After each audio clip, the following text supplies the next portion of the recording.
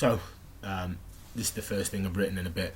And it's about the media circus that's developing around the Ebola crisis. So, 4,033 Ebola deaths in West Africa, but our TV stations don't cover it and they just seek to panic you with sporadic cases that we're more than able to handle. But let's be perfectly honest, the situation here doesn't hold up a candle to the relentless spread of this malignant disease in countries where people have no access to our kind of facilities. And the hysteria being promoted in the US and Spain shows no regard for the sufferers and their families' pain.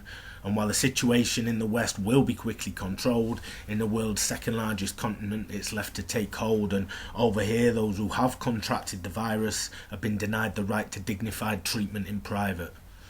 And in what's a catastrophically tragic chain of events, we need to see through the murk of this televised pretense, ditch the sickening jokes bouncing around social networks, and refrain from fanning the flames that have been set by our news networks.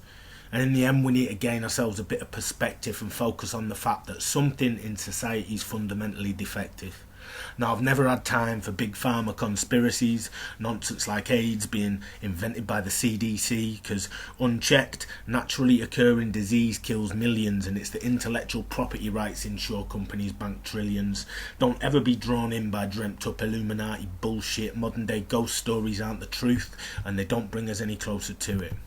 Because the culprit isn't hiding in an obscure location. It's the same social contradictions that alienate you from your vocation, the same economic and power structures that exploit your labour, the same pernicious racism that turns neighbour against neighbour. The villain in question's the hegemonic culture and system. And let's call it out for what it is. It's capitalism.